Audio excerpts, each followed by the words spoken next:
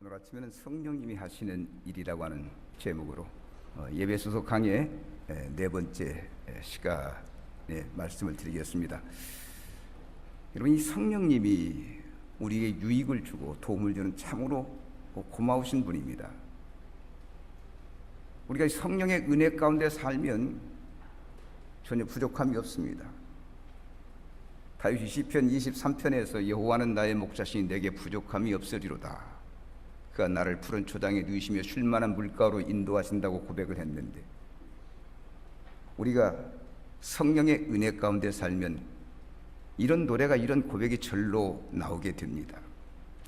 그러므로 우리는 성령이 함께하는 사람들로 무엇을 혼자 하겠다고 낑낑대고 힘쓰고 애써야 할 이유가 없습니다.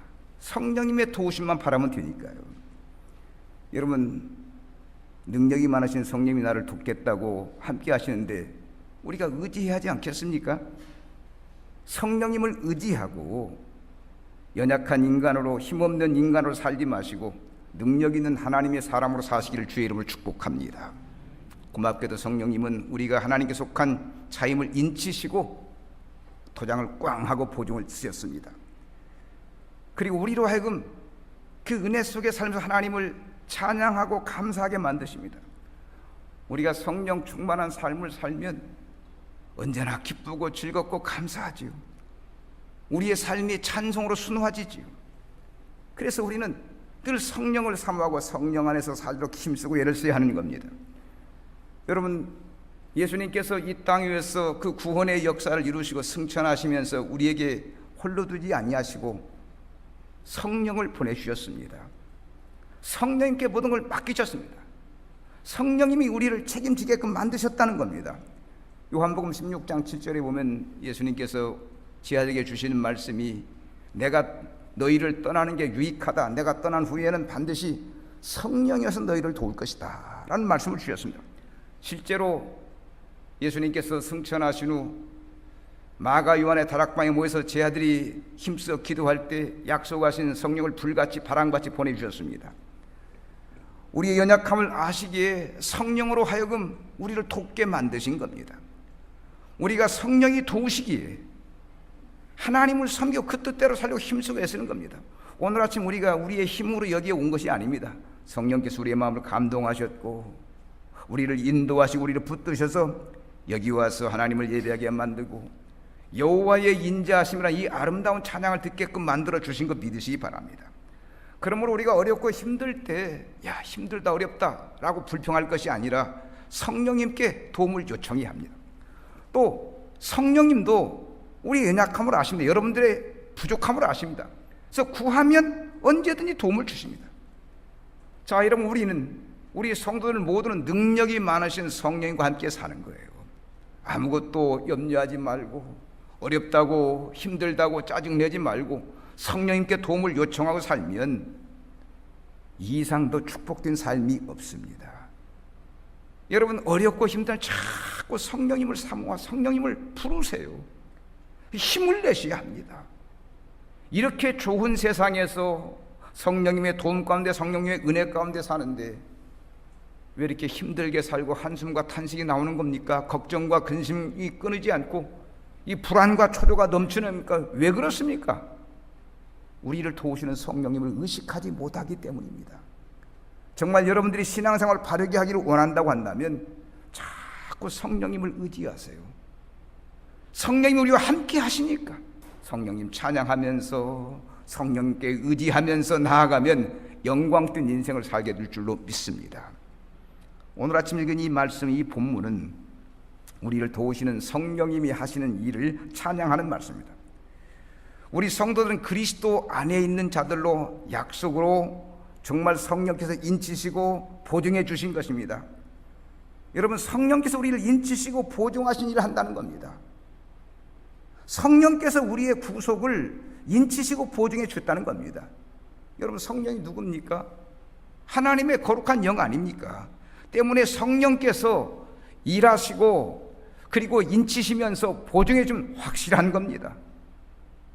전혀 부족함과 모자람이 없다고 하는 것입니다. 여기서 바울 사도는 성도들이 그리스도 안에서 구원에 관한 진리의 메시지를 듣고 믿어 구원을 구원을 확신하게 된 걸 말합니다. 그런데 그 구원은 성령께서 인치시고 보증해 주신다는 겁니다.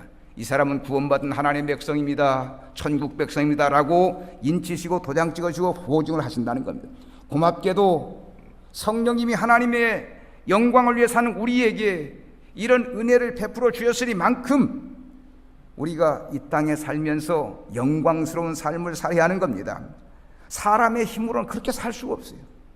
늘 마음속은 주 뜻대로 산다, 말씀대로 산다, 하나님의 영광을 위해 산다 하지만 안 되는데요. 그 이유가 뭡니까? 내 힘과 내 능력을 의지하기 때문이라는 겁니다. 성령님을 의지하지 않기 때문에 그렇다는 겁니다. 우리 믿음의 사람들은 성령님을 아주 강하게 의지합니다. 먼저 성령님은 우리에게 구원받았음을 인치시는 분입니다. 즉 하나님의 것임을 인쳐주신다는 겁니다. 그리고 기쁨을 주시고 평안을 주시고 소망을 주시는 겁니다. 성령님이 나를, 여러분들을 하나님의 것이라고 인치신 겁니다. 이게 믿어지십니까? 여러분 믿어지십니까? 성령님이 나를 구원받은 자로 인치신다는 겁니다. 본문 13절을 보십시다. 13절. 그 안에 너희도 진리의 말씀 곧 너희의 구원의 복음을 듣고 그 안에서 또한 믿어 약속의 성령으로 인치심을 받았더니, 여기서 인치심이라는 건 자기의 소유권을 표시하기 위한 조치로서 하나님께서 그의 소유임을 표시한, 이건 내 것이다, 누가 못 건든다, 내 것이다 라고 말한 겁니다. 자, 여러분, 당시 유대인들은 선민 표시를 어디 몸에 할례로 자기들이 선미라는 걸 표시했습니다. 그런데 이방인들은 자기 종교의 기구를 가지고 그 문자로 해서 자기 표시를 했습니다. 자기 몸에 표시를 한 겁니다. 이렇게도 좀 이해가 안 된다 하면 여러분들이 종종 가축이나 그런 짐승들 보면서 그 색깔로 물들여 놓은 거 볼 거면 이거 내 것이라고 하네요. 그 우리나라는 그런 경우가 있는지 모르겠습니다만 외국의 예를 보면은 그 양 같은 거 그 도장을 찍어 놨어요. 도장도 찍고 물감으로 표도 하는데 이거 내 것이라는 겁니다. 하나님께서 그런 식으로 우리를 표한다는 겁니다. 여러분, 그런데 그리스도인들은 이 표식을 몸에 무슨 뭐 할례나 이게 아니라 보이지 않는 마음의 심령이 한 것입니다. 우리의 심령이 하나님께서 너는 내 것이라고 인을 치신 것입니다. 그 이유가 뭡니까? 어떻게 알 수 있습니까? 성령이 나와 함께, 성령이 여러분들 중심에, 여러분들 심령 속에 성령이 함께하는, 하나님이 내 것이라는 것을 인치신 표라고 하는 것입니다. 보이지 않는 심령에다 하나님이 나를 당신의 것이라고 인치신 거예요. 그것을 성령이 증언하시는 겁니다. 진실로 성령님이 우리 마음에 내주하시면 우리가 하나님의 소유라고 하는 걸 인치신 표시인 겁니다. 이것은 눈으로 보이는 게 아니기 때문에 다른 사람이 알아보기가 쉽지 않아요. 남이 알아보기 쉽지 않다는 겁니다. 안 믿는 사람들이 저게 하나님의 사람이라는 걸 표를 모른다는 것입니다. 정말 인간은 무능한 존재입니다. 눈에 보이지 않으면 모르는 거예요. 그러나 분명히 성령께서 우리 마음에, 우리의 심령에 인을 쳤기 때문에 하나님은 자기 소유인 걸 아는 겁니다. 또 보세요. 우리도 우리 자신, 내가 하나님의 것임을 알지 않습니까? 성령께서 내 주위에 계시며 때마다 나를 위로하시고 격려하시고 기쁨과 감격을 주시니, 이게 성령이 함께하는 역사가 아니냐는 겁니다. 어떤 의미에서 우리가 이 땅에서 누리는 기쁨이라고 하는 것은요, 천국에 누리는 기쁨이랑 똑같습니다. 혹시 인생살이가 어렵고 힘들어서 눈물을 흘리고 때로는 원망하고 불평하는 분들이 있습니까? 한 세상 살기가 이렇게 힘든가? 자식 키우기가 이렇게 힘든가? 벌어먹고 살기 힘든가? 라고 하시는 분들, 낙심하지 마시고 여러분들을 도우시는 성령님을 의지하시기를 축복합니다. 우리 성도들이 하나님의 강력한 역사 속에 살면서 뭐 혼자 사는 것처럼 위로하고 고독하고, 외롭다, 왜 고롭다, 고독하다라고 하는데 그건 참 부끄러운 거예요. 성령께서 내 마음에 힘 주시고 능력 주시고 나를 감동시키는데 왜 우리가 성령님과 함께 살면서 외롭고 고독하다고 말하냐는 겁니다. 한 자매가 젊은 날 굉장히 외롭고 고독하고 심한 불안증에서 시달리며 밥맛도 잃고 그리고 잠도 제대로 못 잡니다. 뭐 하나 달라진 게 없는데 남편은 참 성실한 분이고 자식들은 다 공부 잘하고 성실하게 살고 착실하게 살고 뭐 하나 부족함이 없는 사람인데 이 자매는 다 그냥 우울하고 마음에 그냥 불안이 쌓이고 그래서 때로는 죽고 싶은 충동도 일어나고 이 세상이 허무하다는 생각이 자꾸 드는 겁니다. 이게 요즘 소위 말하는 우울증이라고 하는 거 아니겠습니까? 근데 이분은 젊은 날 일찍이 그것을 아는 겁니다. 세상 사는 게 힘들고 어려운 거예요. 그런데 어느 날 친구가 찾아와서 야, 너 그렇게 힘들게 살지 말고 나와 함께 교회나 가자. 지금까지 교자도 못 꺼내게 했는데 너무너무 힘드니까 저녁에 또 꿈자리도 이상하고 참 하니까 그 친구를 따라 교회에 갔는데 놀랍게도 교회에 가는 순간 첫날부터 마음이 찌릿찌릿한 겁니다. 찬송 부르는데 그렇게 감동이 되고 말씀을 듣는데 그렇게 은혜가 되고 무언가 자기 가운데 역사하는 게 꿈틀린 게 성령께서 그를 사로잡아 성령이 그 자매를 강력하게 사로잡은 겁니다. 여러분 지금 제가 말씀드린 게 뭐냐면 성령이 도우시면 된다는 거예요. 성령이 우리에게 감동을 주고 위로하고 격려하면 되는 겁니다. 그렇습니다. 예수를 믿으면 구원을 받고 이렇게 성령이 역사에서 인생을 기쁘게 만드는 겁니다. 이것이 너는 하나님께 속한 자라고 인치시는 것이 도장 찍것이 아니고 무엇이겠습니까, 여러분? 사실 인생살이가요 내 뜻대로 내 마음대로 되냐 사람의 뜻대로 되는 게 아닙니다. 마음속으로는 기쁘고 즐겁고 행복하고 멋지게 살고 싶지만은 항상 불안하고 초조한 겁니다. 모든 게 다 쥐고도 불안하고 초조할 때가 얼마나 많은지. 여러분 그럴 때 없습니까? 앞을 보아도 평안하고 뒤를 보아도 평안 같은데 무언가 모르게 뒤쫓기는 것 같고 무언가 모르게 불안한 것. 어떤 분은 우스갯소리로 지구가 흔들리니까 그렇게 불안하다는 거예요. 실제로 철인 키에르케고르는 인간의 삶의 자리, 삶의 터전을 독일어는 지침내변이라는데 이 삶의 자리를 불안으로 보았습니다. 존재 자체가 존재 불안하다는 겁니다. 여러분이 거리에 나가서 누구를 붙잡고 물어봐도 다 이런 삶을 살 겁니다. 뭔가 쫓기는 것 같고 우리 한국인들이 왜 이렇게 급한 겁니까? 왜 이렇게 성격이 급하고 다혈질입니까? 무언가 쫓기고 있고 무언가 불안하기 때문에.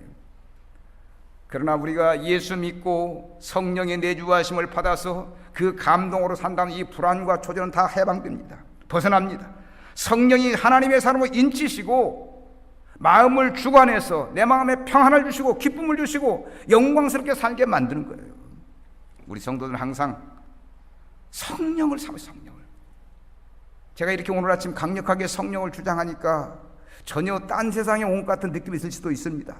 그러나 여러분 우리가 늘 성령을 말하고 성령이 얘기하면서 성령 안에 살지 못하는 우리가 아니겠습니까? 언젠가 한 부교육자가 저에게 목사님 어떻게 해야 성령을 받고 성령 충만한 삶을 살 수 있을까요? 이렇게 물어봤어요. 아마 그분 생각에는 성령은 불 받는 것으로 불 받는 것으로 막 불 받아라 하니까 이 불 받는 거 생각이 든것 같아요. 그래서 내가 그랬어요. 성령 충만한 삶은 성령을 부르고 성령을 사모하고 성령과 더불어 살면 성령 충만한 삶을 살 수 있다. 제 경험을 말했습니다. 자꾸 앉는 자리마다 성령님이여 도우시옵소서, 성령님이여 붙드시옵소서. 성령은 부르면 온다니. 부르면 여러분 보세요. 귀신이 이 귀신 드는 거 애들 분신사바 하잖아. 분신사바 귀신님이 오시고 그럼 귀신 들어와요. 여러분 마찬가지로 성령님도 부르면 찾아와서 교제하고 역사하고 힘주시고 능력주시고 믿으시기 바랍니다.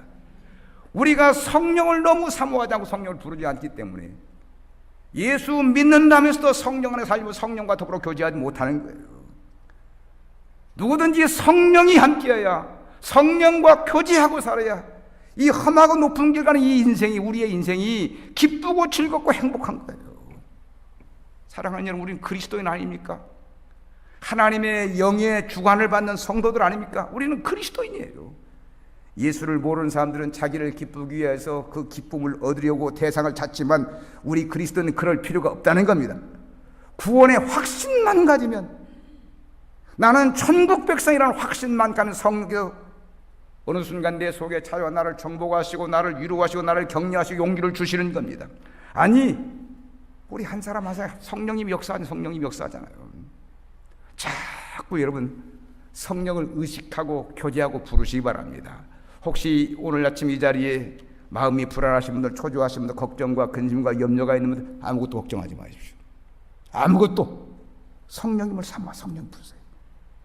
성령이 누굽니까? 우리를 위로하시는 분, 보혜사 성령. 우리를 도우시는 분, 우리를 인도하시는 분, 그게 성령입니다. 그 성령님을 의시하고 성령님께 감사를 드려 감사해야죠. 내가 구원받은 백성임을 인치시고 항상 내주와 기쁨을 주시기 때문입니다. 정말 고맙고 감사한 분이 성령님 아닙니까? 나를 감동시키고 격려해 주시기 말입니다. 이 행복을 아는 사람은요, 어떤 환경, 어떤 처지에서도 천국을, 저 영원한 나라를 소망하면서 기뻐하고 사는 겁니다. 생각해 보세요. 성령과 더불어서 행복하게 살기를 원하는데 성령께서 그렇게 살도록 도와주시지 않겠냐는 겁니다. 사실 어디서든지 성령님을 만나 교제할 수만 있다고 한다면 행복한 겁니다. 돈, 명예, 그런 거 없어도 돼요. 여러분, 시궁창이라 할지라도 성령님이 함께하면 기쁜 거예요. 시장에서 사람들이 아무리 많다 하죠, 그 가운데 성령이 역사하면 행복한 겁니다. 우리가 사도행전 16장에서 바울과 실라가 빌립보 감옥에 가서 갇혀가지고 고통받는 장면 보지 않습니까? 그런데 그날 밤 그들은 전혀 아니었습니다. 남이 볼 때는 그가 고통받고 힘든지 모르지만 그들은 그 감옥 속에서 영어의 몸이 되었지만 착고로 묶여진 상태지만, 수갑으로 묶여진 상태지만 찬송하고 기도했습니다. 그런데 옥문이 열립니다. 여러분 보세요. 바울과 실라가 그 자리에서 감옥에 갇혀있는 것이 아니고 성령 안에 있었던 걸 믿으시기 바랍니다. 감옥이 아니라 성령이었다는 것입니다. 성령에 사로잡혀 그들은 살았기 때문에 감옥 안에서도 기뻐하고 찬송하고 기도할 수 있었던 겁니다. 예수님이 이렇게 우리를 돕는 성령을요, 우리에게 선물로 보내, 선물로. 그래서 성령께서 우리를 인치시고 보증해 주시는 겁니다. 그러므로 우리는 하나님의 것으로 인침받은 사람답게 항상 성령 충만한 삶을 살아야 할 줄로 믿습니다. 한번 따라서 합시다. 성령 충만한 삶을 살자. 아멘. 성령 충만한 삶을 살자는 겁니다. 이게 가장 아름답고 귀하고 복된 일이에요. 우리가 돈 벌려고 힘쓰고 애쓴다고 돈이 벌어집니까? 우리가 높아지고 힘쓰고 애쓴다고 높아집니까? 그러나 성령은 사모하면 내 속에 오셔서 좌정하시고 나를 위로하고 격려하고 용기를 북돋아주고 돈이 있는 것보다, 지위가 높아진 것보다 더 큰 기쁨과 감격을 주시는 거예요. 성령만이 여러분의 인생을 부유하게 하시는 것 믿으시기 바랍니다. 혹시 신앙생활 하면서 짜증나고 하루하루 사는 게 고통스러운 분이 있습니까? 자기 속에, 내 속에 성령이 내주하심을 기억하시고 자꾸 성령과 교제하면 성령을 또 위로받으시기 바랍니다. 성령은 항상 우리를 위로하시고 격려하시고 용기를 북돋아주시는 거거든요. 여러분은 성령 속에 살면서 한 세상 기쁘게 사시고 이후에 천국 가서 영원한 복락을 누리시기를 축복합니다. 여러분, 성령은 의식해야 합니다. 성령이 나와 함께 하시면 의식해야 한다는 겁니다. 그걸 자꾸 의식해야 합니다. 이게 성령과 교제가 이루어져야 성령 안에 살면서 기쁘고 즐겁고 노래하고 찬송하지, 성령과 교제하지 않으면 맹숭맹숭한 겁니다. 맹숭맹숭. 사람도 그렇잖아요. 친구들도 자주 만나서 대화하고 교제해야 친구지, 만나지 않으면 그게 친구인가 싶습니다. 저에게 가장 친한 친구가, 지금은 은퇴했는지 모르겠습니다. 지금 그 친구가 지금 67이니까 저하고 고등학교 3년 같은 반이고 대학 4년 신학교 같이 다녔습니다. 그게 늘 붙어 살았는데 제가 울산 오면서 그 친구와 교제가 좀 멀어졌어요. 수년 전에 한번 내유가 우리 교회를 다녀갔는데, 그리고 와서 좀 자주 좀 연락 좀 만나자는데 내가 미안해가지고 여지껏 가보지도 못하고 전화 한 통도 못했어요. 아마 작년이나 재작년이나 은퇴했는지 모르겠어요. 근데 속으로 집사람한테도 내가 은퇴하면 한번 만나야 하는데, 이 친구 만나는데, 그렇게 좋은 친구고 그렇게 둘도 없는 친구인데도 소식이 끊기니까 멀어진 겁니다. 멀어진 거예요. 혹시 오늘 우리 가운데 성령님을 이렇게 모시는 분이 없습니까? 성령님이 뜨겁게 역사에서 나를 인치시고 거룩한 직분자로 세우셨음에 불구하고 내가 교제하지 못해 성령님과 멀어진 일은 없냐는 겁니다. 사랑하는 여러분, 성령님이 여러분들 구원받을 인치신 놀라운 역사를 이루신 분이기 때문에 자꾸 사랑하고 그리고 감사하면서 교제하시기를 바랍니다. 이게 우리가 해야 할 일이라는 겁니다. 두 번째로, 성령은 우리가 구원받았음을 보증하십니다. 정말 든든한 보증자예요. 불신자들은, 하나님을 모르는 사람들은 아무 힘이 되지 못하는 헛된 걸 의지하고 살지만 우리 신자들은요, 성령님만 의지하고 살면 됩니다. 그러면 하나님 앞에서 보증이 되는 겁니다. 말하자면 우리가 하나님 앞에 섰을 때 성령께서 이 사람은 하나님의 사람입니다. 내가 보증습니다. 이렇게 말하는 겁니다. 오늘 본문 14절을 보십시다. 14절에 보니 이는 우리 기업의 보증이 되신다고. 보증이에요. 여러분, 보증은 고대의 상업적 계약 문서에서 최초에 맨 먼저 분할 불입금이나 또 담보, 보증금, 공탁금 등을 의미하는 말입니다. 그런데 여기서는 성도들이 미래에 받을 그 완전한 구원을 오늘날 미리 좀 먼저 맛보게 하는 그 의미로 사용했습니다. 우리가 장차 천국에 가면 영생 복락을 누리는 겁니다. 영생 복락을. 그런데 그 복을 이 세상에 사면 조금 맛보기로 주어도 맛보기로. 그래서 바울은 성령을 우리의 보증금이다. 보증금이라는 표현을 씁니다. 헬라어로 아라곤이라는 말인데 이 말은 헬라 상업계에서는 흔히 사용하는 말이었답니다.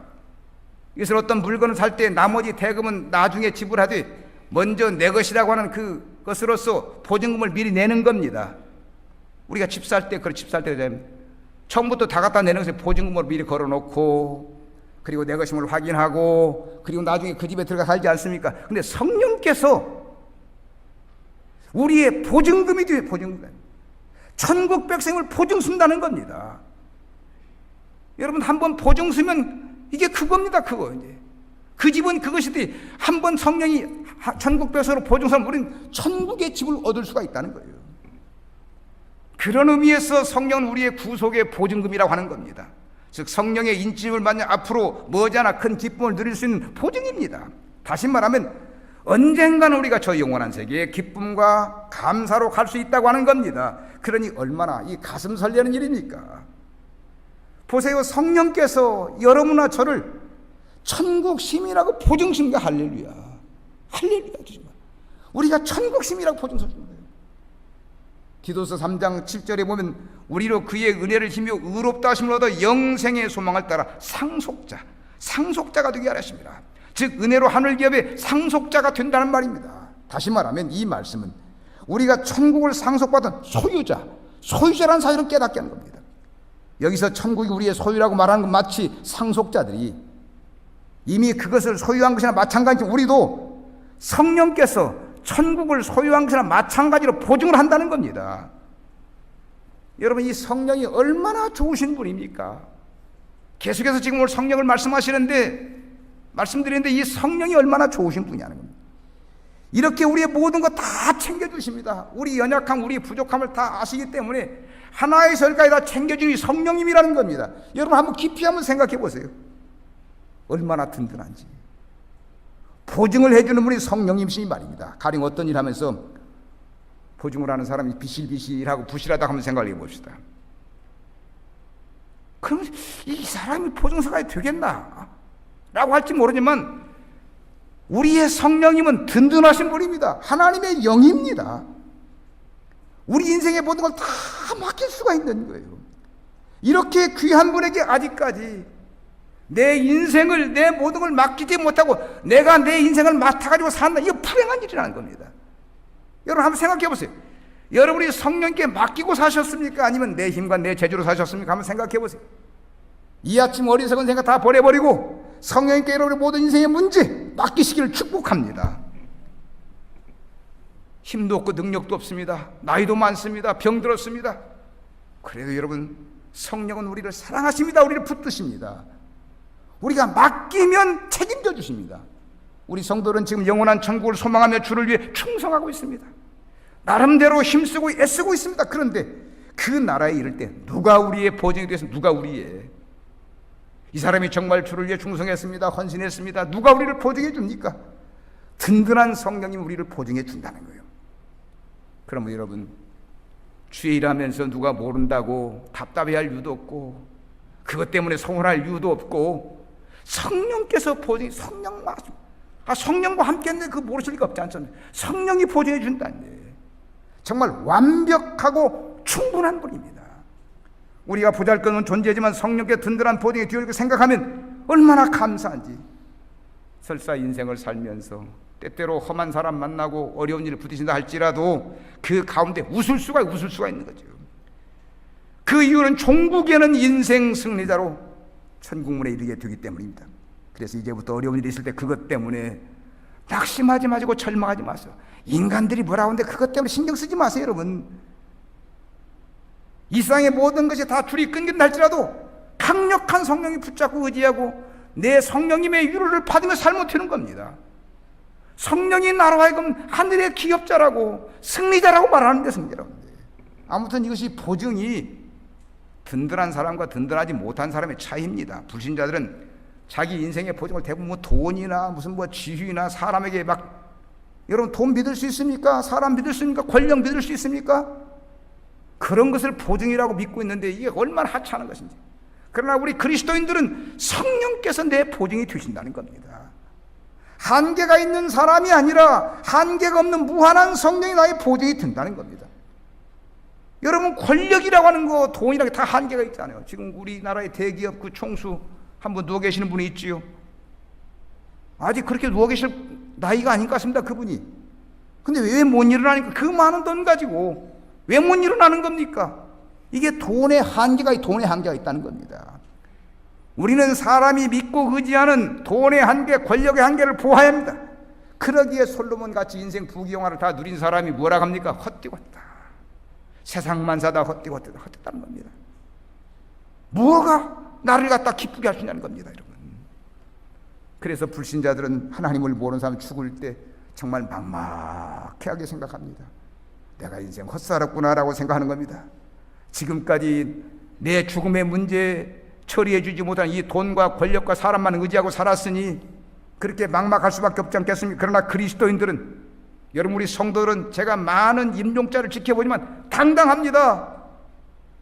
어떤 때는 보면 저분은 예수도 잘못 믿는 것 같은데 죽을 때 보면 그냥 당당하게 천사가 보인다고, 주님이 오셨다고, 이런 얘기를 한단 말입니다. 이게, 여러분, 우리가 주님을 의지하고 성령 붙잡고 살면 이런 축복을 받는 거예요. 임종자리에 천국이 보여야죠. 주의 영이 보여야 하지 않습니까? 이게 무엇보다도 보증이 된다는 겁니다. 여러분, 성령님이 함께 하시는 거 감사하세요. 우리 성도들이 성부 하나님께, 성자 예수님께 감사하는 거 좋은데 성령 하나님께 감사가 좀 인색해요.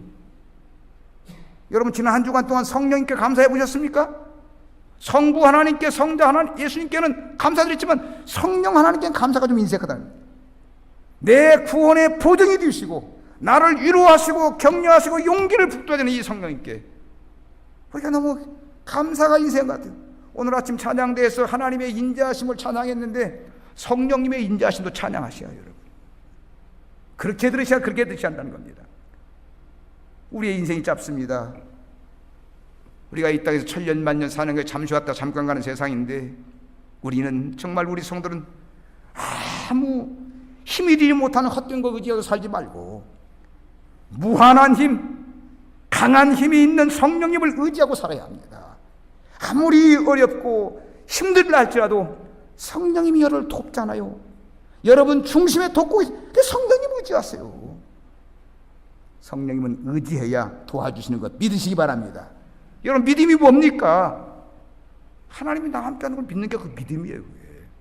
예수 안 믿는 사람보다, 예수를 그리스도 안 믿는 사람보다, 그러나 또 하나의 믿음은 성령이 나를 도움당한 믿자는 겁니다. 그 믿음을 강하게 갖고 살이 강하게 갖고. 여러분, 이 세상이 영원하지 않습니다. 반드시 끝이 있습니다. 그리고 후에는 하나님의 심판이 있습니다.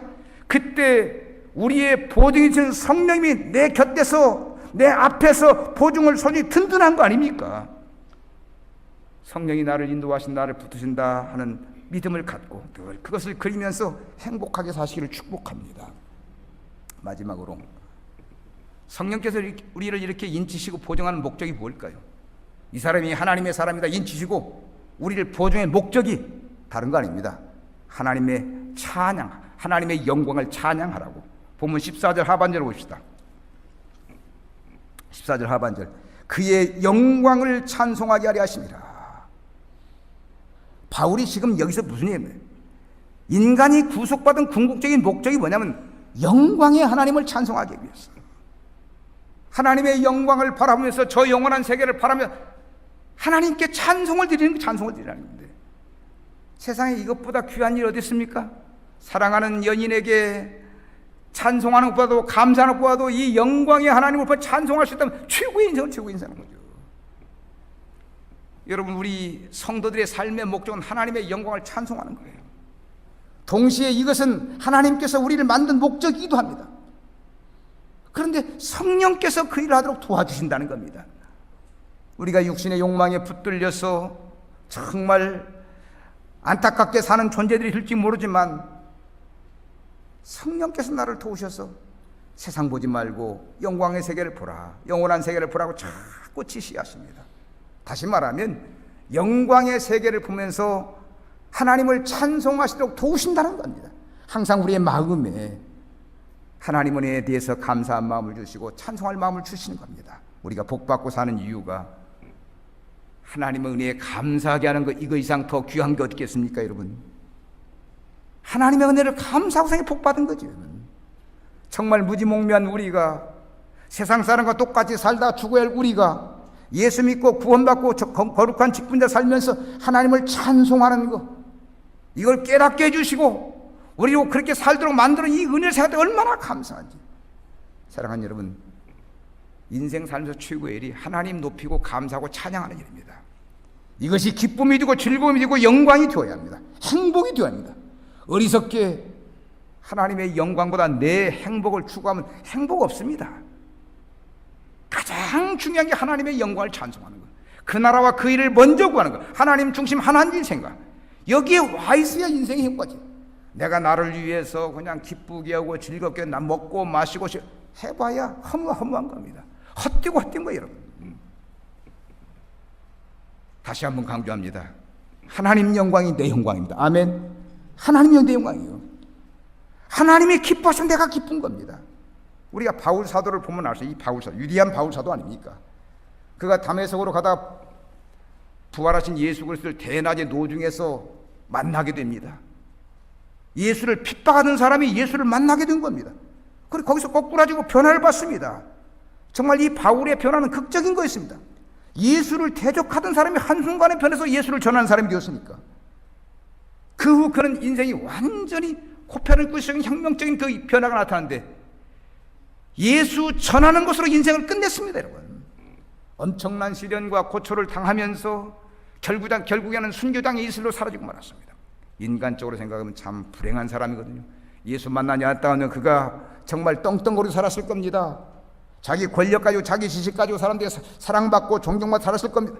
그런데 예수 만나고 우리가 볼 때는 그 꼬락서니가 별것도 아닌데 그는 정말 인생을 기쁘고 즐겁게 사는 겁니다. 최고의 인생을 즐겁게. 그가 죽고 보니까 이렇게 아름다운 자취를 우리에게 남겨주고 있지 않습니까?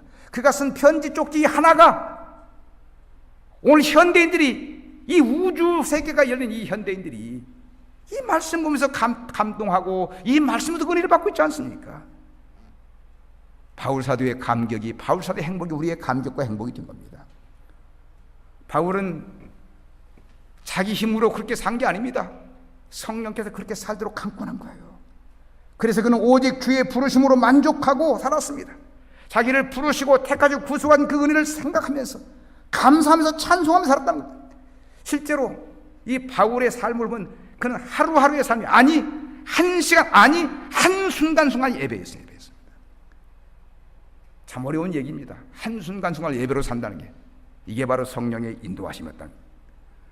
바울은 자기를 성령께서 인치시고 보존할 걸 알기 때문에 아무것도 부족한 아무것도. 그러니 바울이 성령님을 얼마나 사모하고 얼마나 좋아했겠습니까, 여러분? 그는 평생을 성령 의지하고 성령과 더불어 산 겁니다. 그래서 주님만 기쁘게 힘쓴 겁니다. 정말 그는 자기 인생을 다 바쳐서 하나님의 영광을 찬송하는 삶을 산 거예요. 아마 누구도 바울의 이 영광스러운 삶에 흠잡지 못할 겁니다. 연약한 인간이 이렇게 살기 쉽지 않아요. 우리도 똑같이 신앙생활하고 교회를 섬기지만 이렇게 살기 쉽지 않지 않습니까? 빌립보 1장 20절에 이렇게 말합니다. 나의 간절한 기대와 소망을 따라 아무 일에든지 부끄럽지 아니하고 지금도 전과 같이 온전하게 담대하여 살든지 죽든지 내 몸에서 그리스도가 존귀되게 하라. 내 몸에서 그리스도가 존귀, 이게 그의 영광입니다. 하나님의 영광만을 산 거예요. 말하자면 삶으로 찬송하며 살았다는 것. 우리가 바울 서신을 읽어보면 알지만 그의 인생 한순간하게 정말 아름답습니다. 그는 먹든지 마시든지 죽든지 살든지 하나님의 영광만이 살았으니까. 언젠가 한 목회자가 외국의 수도원을 다녀와서 간증한 소리를 제가 들었습니다. 그 외국에는 기도원보다 수도원이 많더라고요. 곳곳에 수도원인데 수도원을 갔는데 일주일이 됐는데 일주일 삶 자체가 예배라는 겁니다. 예배라는 겁니다. 아침에 눈 뜨자마자 쉽게 말하면 여기 땡 하는 것처럼 이런 것처럼 눈 뜨자마자 이 개입 종소리가 예배 시작 종소리가 울리면 세수하는 거 가보면 성경 구절 있고 찬송이 나오고, 그리고 가서 운동할 때 그 고요하게 찬양이 들려주고, 그리고 세수할 때 모두 밥 먹을 때, 그리고 예배 시간 모두 하루 24시간 완전 예배라는 겁니다. 참 묘하게 그게 짰더라는 겁니다. 그래서 이렇게 사는 생활도 있구나. 이렇게 사는 생활도 있구나. 보통 사람들은 예배 시간만 예배인데 그렇지 않습니까? 잠잘 때부터 저녁에 잠들을 때까지, 땀 흘려 일하는 순간까지, 성경을 읽는 순간까지, 사람들과 대화하는 순간까지 다 이 모든 게 예배라는 겁니다. 사랑하는 여러분, 하나님께서 우리를 창조하신 목적이 무엇이겠습니까? 예배받기 위해서 창조한 거 아니겠습니까? 때문에 하나님의 뜻에 맞게끔 우리가 예배로 삶을 살아야 한다는 겁니다. 이걸 모르고 예배의 삶을 살지 못하고 내 행복, 내 즐거움, 내 기쁨을 위해 추구한다고 한다면 그건 헛된 인생이에요. 고맙게도 성령님은 우리로 하여금 하나님을 찬송하며 살게끔 만드시는 것입니다. 그래서 여러분, 성령께서 감동을 주실 때 입술을 벌려 찬양하세요. 입술을 벌려서 정말 하나님께서 나에게 감동을 주실 때 사랑한다고 고백하세요. 이건 우리의 삶 자체가 예배가 되어야 합니다. 그것이 하나님을 찬송하는 삶이니까요. 중요한 것은 우리 자신이 하나님을 찬양하는 삶을 살겠다고 다짐하고 그걸 위해 힘써야 한다는 겁니다. 그러기 위해서는 때때로 내가 살아온 인생을 뒤돌아보는 게 지혜입니다. 우리가 종종 내 인생을 뒤돌아보아야 합니다. 지금 나는 하나님이 원하시는 기뻐하는 길로 가고 있는가? 내가 걸어온 발자취가 하나님을 기뻐하는 길인가? 만약에 인생의 목적이 잘못되면, 인생의 길이 잘못되면 빨리 회개하고 돌아서야죠. 한 형제가 사업이 바빠가지고 그냥 가정도 나 몰라라 하고 또 교회도 그냥 일시월시하고 이렇게 살았습니다. 그분은 분명히 목적이 있습니다. 내 자녀를 위해서, 내가 저놈을 위해서, 아들 하나 있으니 저놈을 위해서 내가 무언가 하나 마련해 줘야겠다. 열심히 살았습니다. 그런데 대학 3학년 때 이 아들이 참 불행하게도 여름에 수영 가서 물에 빠져 죽었어요. 여러분, 물에 빠져 죽었어요. 아들 하나 목적하고 자기 인생 다 바쳤는데 아들이 죽은 겁니다. 그때 그는 정말 모든 게 무너지는 그 속에서 생각해봤어요. 내가 인생을 제대로 살아왔냐? 하나님을 믿는 사람이 하나님 뜻대로 뒤돌아본 겁니다. 그리고 거기서 깨닫고 인생을 재출발했다고, 하나님의 은혜로 재출발했다고 하는 고백을 들은 일이 있습니다. 여러분, 종종 돌아가시는 분들을 보면서 느끼는 게 뭡니까? 이야, 인생 허무하다. 참 그렇게 왔다 그렇게 가는구나 하는 생각이 들지 않습니까? 아마 대부분의 사람들이 인생 허무함을 느낄 겁니다. 만약에 그것을 보면서도 내 인생 점검하지 않고 이것이 옳다고 이것이 좋다고 주장하고 나간다는 부끄러운 일이에요. 우리가 인생의 목적을 하나님을 기쁘게 하고 하나님께 찬양하는 데 두지 않고 내 뜻대로, 내 정욕대로, 내 설계대로 살아간다고 생각한다고 한다면 불행한 인생이라는 겁니다. 우리는 죽든지 살든지 먹든지 마시든지 하나님 한 분만으로 기쁘게 한다는 겁니다. 자꾸 여러분 하나님 중심으로 생각을 모으세요. 우리가 내 생각 속에, 내 쾌락 속에 시간 뺏기면 나중에 후회하게 되니까 정말 우리가 최선을 다해서 신앙생활을 해야 할 줄로 믿습니다. 지금 미적거릴 때가 아니거든요. 이렇게 좋은 인생, 이렇게 저물어 가는데 이 인생 사는 동안 좀 더 기도하고 좀 더 말씀 보고 좀 더 경건하게 좀 더 성령님과 교제하면서 하늘의 기쁨과 감격을 누려야 하지 않겠습니까? 이게 말로는 쉬운데 목사님 쉽지 않네요. 이게 그렇게 살고서는 되지 않는다는 겁니다. 이게. 얼마나 믿음들이 연약한지 작은 시험의 작은 반에서 퍽퍽 쓰러져 넘어집니다. 사랑하는 여러분, 이 아침 성령님이 여러분들을 도우십니다. 여러분들에게 감동을 주십니다. 신앙 중심 찾고 성령 의지하시기를 축복합니다. 그래야 찬송하는 삶이에요. 성령이 우리를 돕겠다고 이렇게 힘쓰고 했었는데, 우리와 함께 하시는데, 성령은 누구십니까? 우리를 도우시는 분입니다. 구원받은 백성으로 인치시고 보존하시고 우리가 영광의 찬송을 부르게 하시는 분이 성령님이십니다. 정말 고맙고 감사한 분입니다. 이 아침 성령님이 나를 붙드시고 계신다는 사실을 믿고 담대하게 한 주간가 사시면서 성령님과 교제하고 성령님의 은혜 가운데 새로운 역사 쓰시기를 주님의 이름으로 축복합니다. 기도하겠습니다.